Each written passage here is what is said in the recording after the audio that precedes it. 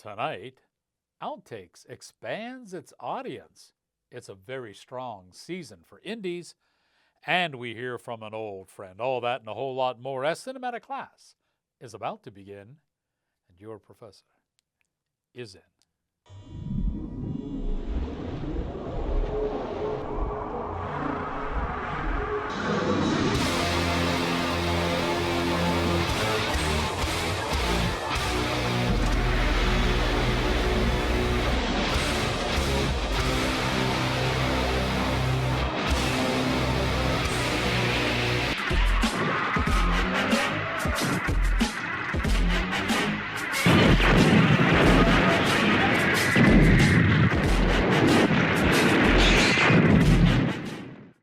Greetings, salutations, another sundry affair. I am your cinematic professor and purveyor of truth in movies. And tonight, there is a war going on between the streamers. We'll talk a little bit about that. You know, the woke agenda is coming to destroy the Wolfman. Can you believe this nonsense? Probably most important question, though, is how would you like to take a shower with Rex Real? The Rex Real store is officially open, and this month we are featuring the shower curtain and the official Rex Real bath mat. Look at these things. They're absolutely great. Fantastic, right?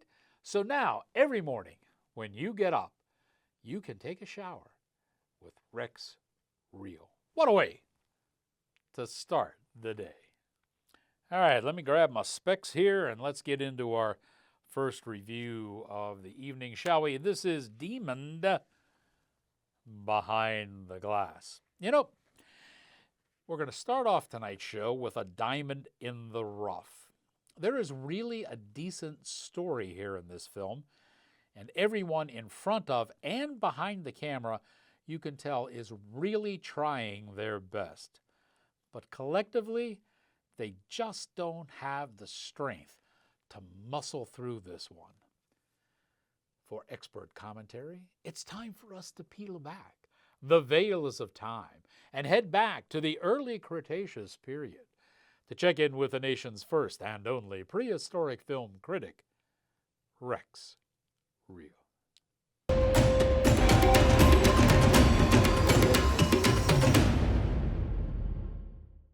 You can instantly tell the demon behind the glass is an indie film.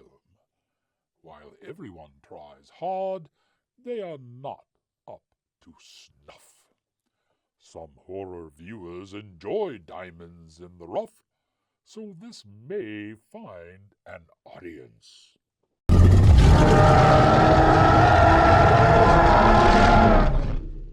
Say, Demon Behind the Glass is written, edited, and directed by Joshua Racine.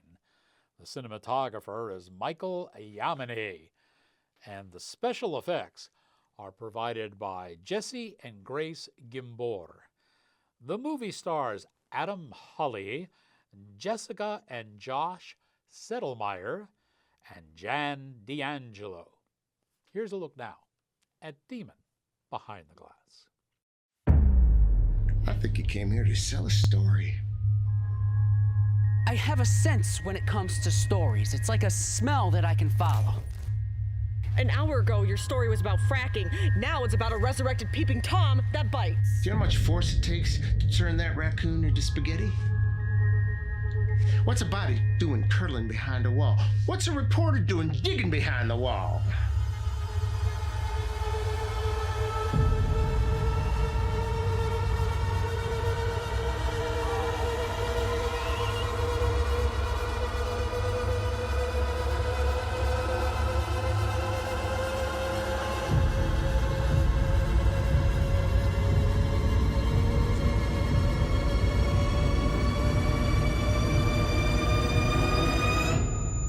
I'm a grown man. I like sugar in my coffee, and I don't like scary movies, but this story is going somewhere.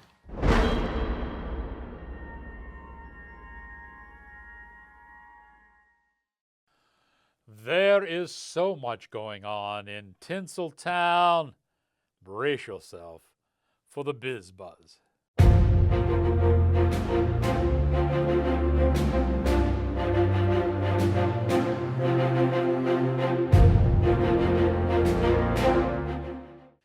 It has literally been decades, but finally, it looks like we're going to have a remake of The Creature from the Black Lagoon. And James Wan is going to take over the direct. Now, a little bit of history on how this all went through. Way back in the day when Michael Eisner was still charge of Disney, he gave his son the task of doing the reboot on Creature from the Black Lagoon. He putzed it up royally. And the way the contract was written, nobody could really touch the project without somehow having the Eisner's hand into everything that was going on.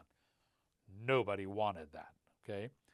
Finally, everything's been cleared through, and it looks like James Wan, who is probably best known for the Conjuring series of films, is going to helm The Creature from the Black Lagoon. A little bit of a caveat here on this.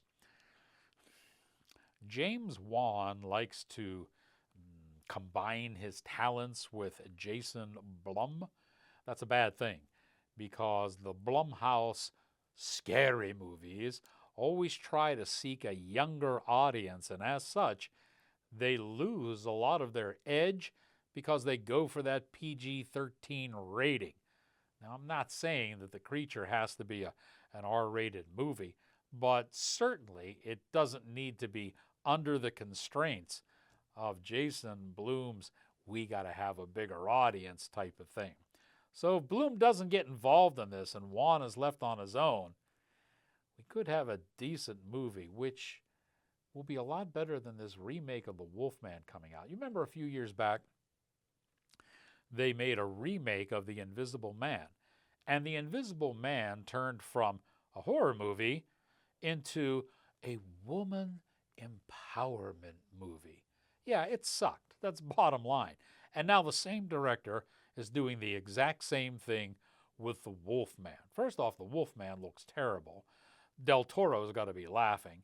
And secondly, the movie, at least the extra clips that the public hasn't seen, that they've shown us bona fide film critics, looks to have the exact same type of plot as a movie I just reviewed not too long ago called The Beast Within with Kit Harington.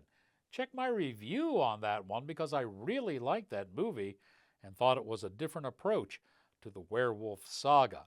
This one looks like it's ripping it off and once again making it a woman empowerment movie rather than a movie about a man who is pure in heart and says his prayers by night. You see where I'm going with this. Okay. Say there's a heck of a war going on with the streamers. Let's talk about those a little bit. First off, Peacock is promoting its showing of The Bike Riders. This is the Tom Hardy vehicle. It's a decent view, though a bit erratic and a little bit uneven. For those of you who watched and liked Sons of Anarchy, you'll find this one mundane by comparison. Over on Max, they're boasting about its streaming of Furiosa, a Mad Max saga. This movie is 2.5 hours, folks. I've been there, done that. It's basically the story of Conan the Barbarian, but it's done in Mad Max time. You know, I expected a whole lot more from George Miller, but this is very disappointing, and it's way too long.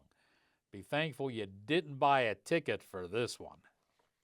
And finally, Max is featuring a Michael Keaton as both a star and director in a movie called Knox Goes Away.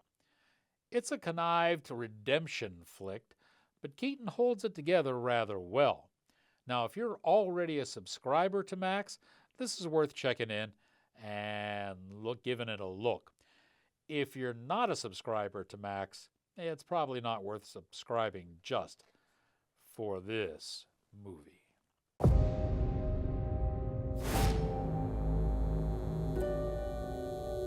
You have a very rare form of dementia. How much time do I have?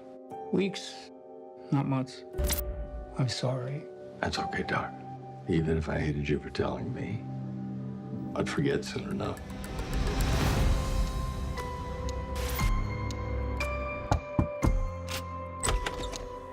I'm sorry. I didn't mean to show up like this. Do I know you? Dad, please. Miles, what happened? This guy hurt my daughter. So I killed him. I never asked you for anything in my life. But I'm desperate. Why does he hate you so much? They found out what I did for a living. The police are all over this. You don't pull this off, this all goes to hell. I'm getting worse every hour. It's like a curtain coming down. I'm running out of time. It finally got up to you, huh? There's no coming back from this one. It was you. What? You turned me in. That's not true, Dad. You're losing it. Something's wrong with you.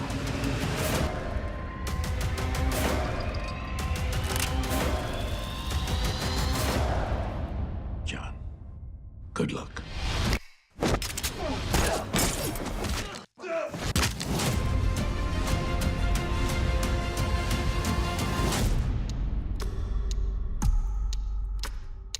I swore I'd never be like you. And here we are.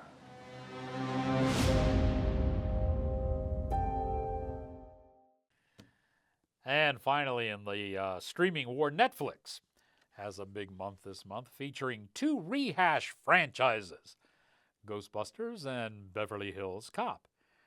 Ghostbusters Frozen Empire is a boring waste of time. While it's nice to see some of the old gang back together again, all the new elements that they've inserted plainly just suck.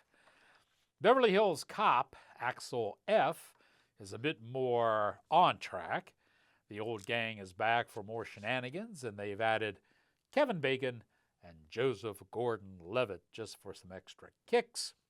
While it's rather formulaic, it is fun to watch, and it still has what I guess can be considered now a nostalgic soundtrack to it.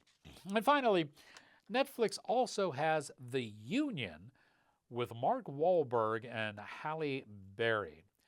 These two are kind of fun to watch on screen, and they interact very well together. The movie is trite, all right? It pushes too hard for laughs, and it's very predictable. You wouldn't want to pay theater prices to see this, but as I said once before, if you already have a subscription to Netflix, this would be worth tuning in to take a look. Hi, I'm Mikey. Roxanne Hall. How often is it that you run into your high school sweetheart after 25 long years? 2 shots, please. You can handle your liquor now? I can always handle my liquor. I don't know. I got a vomit-stained tuxedo that says different, but Wait, you still got your tuxedo from high school? Yeah, Really? and it still fits. Do you have an ulterior motive for bringing you here? You trying to whisk me away with you, huh? Something like that.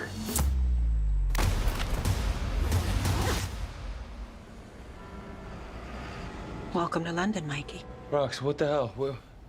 Where did Jersey go? Hell of a wake-up call, huh, Mike? I'm Roxanne's boss. You drive. Somebody needs to tell me what the hell is going on. 2 nights ago, a list containing the identities of every U.S. spy was stolen. And to get it back, we need someone who is not on that list. We need a nobody. A nobody I can trust. So, what, you guys like the FBI or something? We work for the Union. We're looking for street smarts over book smarts. Ow! Reflex bad. And we get done. What he said. Go! Reflex. Still bad. Stop! Huh? Okay, here we go. All right, yeah, he's dead.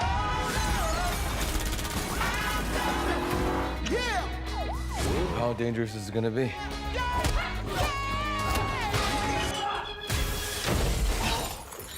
Piece of cake. I mean, you know, unless it isn't.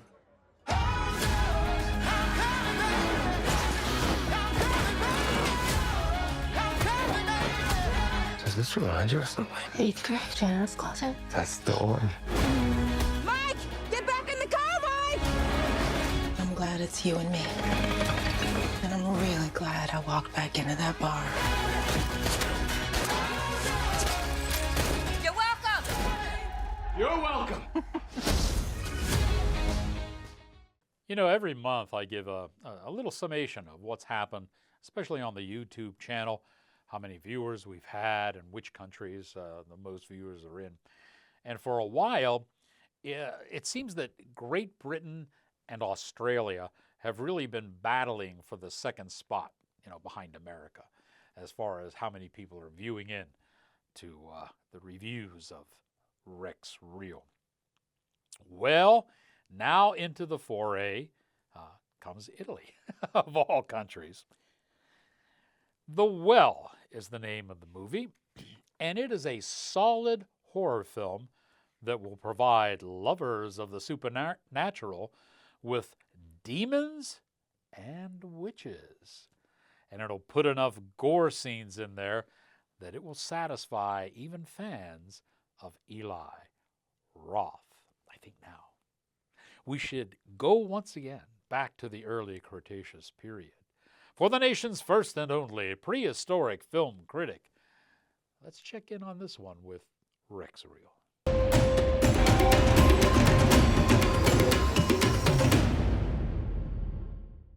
Evil witch Dorka, played by Melanie Gaidos, wishes to live forever.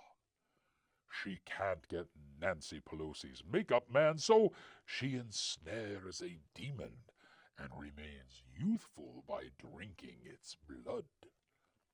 Lisa, played by Lauren Lavera, is caught in this evil doing when she is commissioned to restore a painting which will renew the pact between demon and witch for 500 years. Stefano Montanelli plays Goron, the Hulk who captures victims for the demon. All in all, an enjoyable horror film that will satisfy both gore lovers and supernatural monsters.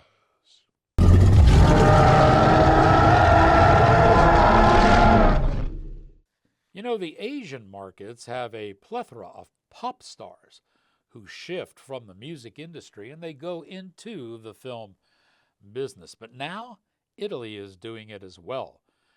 Federico Zampaglione is a top pop music star, and this is his first foray into film. He wrote it and he directs it, and he even puts in a role for his daughter. Master of arms for this movie is Massimo Vanni. His selection is a hodgepodge of knives, blades, axes, and some deranged gardening tools that are simply, shall we say, eye-popping. Here's a look at The Well. Where are you all going? Sambuci. I'm also going to Sambuci. What are you doing there? I'm a restorer. I restore paintings. In 2 weeks, it has to be finished.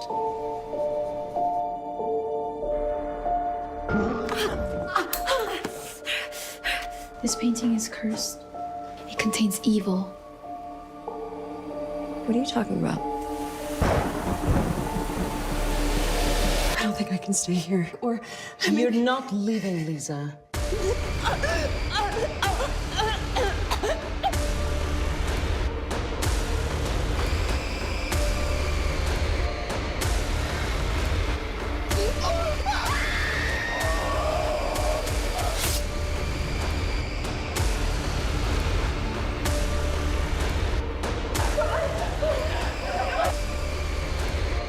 Bring everything back to light.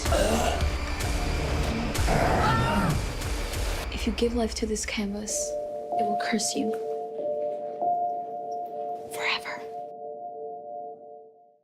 Oh, the audience is a bit vocal. Rex and I get lots of mail.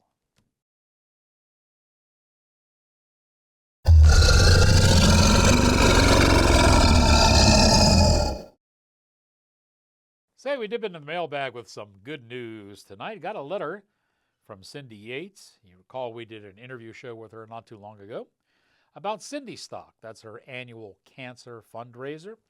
And she wrote to let us know that everybody enjoyed the show and they were able to raise $24,000 and disperse that money to the agencies that the event supports. So even though there was rain on a couple of those days and that hampered it down a bit, they were able to get $24,000, and those people, hopefully that money goes a long way in helping folks with cancer. The other item we have in our mailbag is from Brian Saponis. Do you remember him?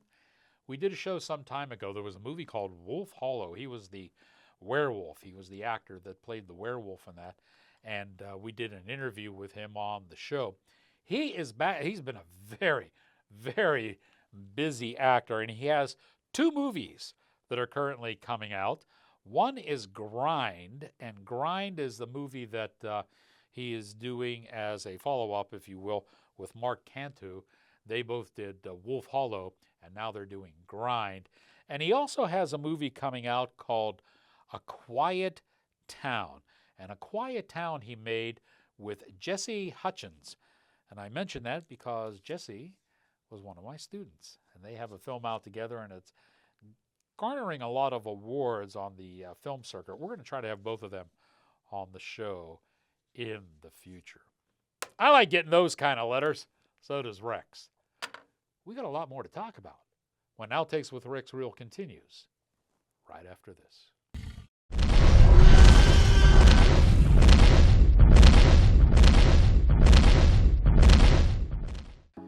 You know, there's an old saying that the shoemaker's kids have no shoes. The tailor's kids are always wearing ratty clothes. I kind of feel like that now because I haven't been to the House of Fairuza. I probably should have been there about a month ago. But as you can see, the hair's all stringy. It just, wow. I had to plaster it down to look somewhat decent here. And that's a sin because Sam has sponsored the show for an awful long time. Fear not, I have an appointment for this Saturday, and I will be back styling and profiling after Saturday. But Sam did want me to tell you about membership in the Cigar Lounge. You know, they just had their pig roast, the annual pig roast, and it was once again a big success. That thing is always an awful lot of fun every year. But he wanted me to remind you about a couple other things, benefits, if you will, perks, about becoming a Cigar Lounge member. For example, did you know that they have catered Steeler games? Yeah, anytime the Steelers are on TV, and that's every week, you can stop into the lounge as a member, and it's catered. Enjoy the game while you sit around with friends, and the first Friday of every month is a business mixer. Stop in Friday after work, first Friday of the month, free cigars, free spirits, unwind. Those are some pretty good perks for being a member of the House of Fairuza Cigar Lounge. They're located at the corner of Drake Road and South Park Road. Stop by and join up today.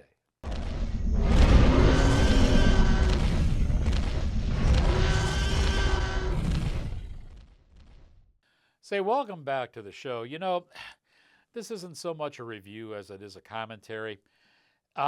It was a very sad day for me when John Woo decided to retire from making movies. He is, without question, the best action movie director of all time.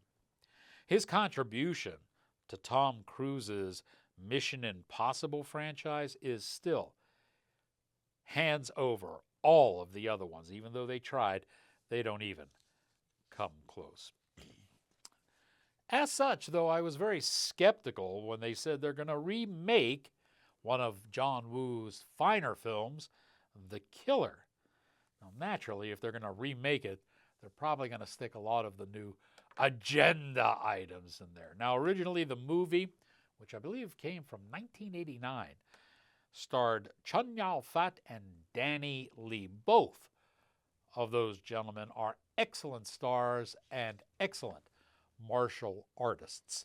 This new version has Nathali Emanuel, and Omar Sy. Those are a couple of relative no-names, and they don't even come close.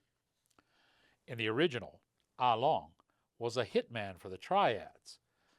That hitman for the Triads now becomes a black female, Z, who works for a shady government organization. As a further twist, both of the characters are French, so race, gender, and ethnicity are all shuffled around for the unnecessary sake of diversity. But you know what? John Woo is still smart, and he's still too smart to get caught into that trap. For the most part in this movie, Emmanuel shoots men and fights women, while Sy handles most of the fights with other men. Smart move. Behind the camera, Woo really stacks the deck with heavies like Marco Beltrami on music, and the cinematography is done by Mauro Fiore. You know, there is no way that this remake comes close to the original, but I've got to tell you, folks, it was great to see John Woo back in action again.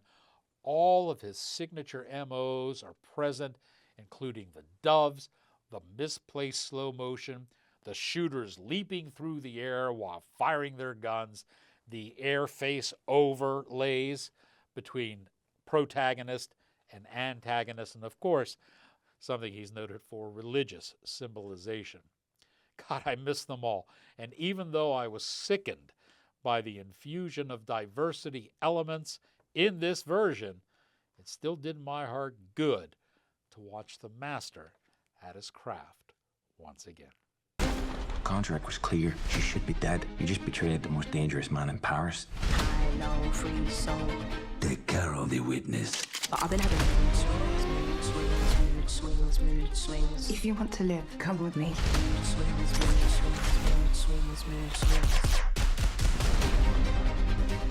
So you're a good cop then? Very. And you are an assassin? Are you trying to do something good for a change? How many times did I make them know? Why they wanna disrupt, kill my flow? I'm always good at what I do. Give up the girl, or he'll send every killer in the city after you. Throw it all up on CP time. When I like the way he eats right. How many times did I make them know? Never send boys to do a woman's job.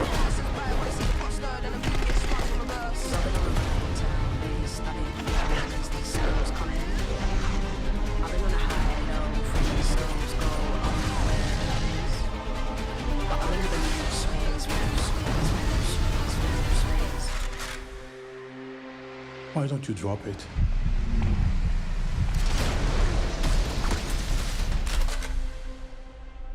I'm not the one out of billets.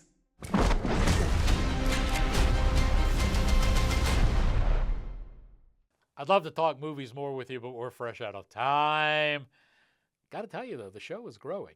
Outtakes with Rex Reel is about to expand its audience, and I'll tell you more about that on upcoming episodes. But coming around the block, we're going to be making an appearance at the Baltimore Comic-Con, and we're also making some appearances at Oktoberfests scheduled for next month. Let you know more about those too, and you can come by the booth and say hello to Rex and I. We hope to see you there. And now that you have learned what you have learned, here endeth your lesson.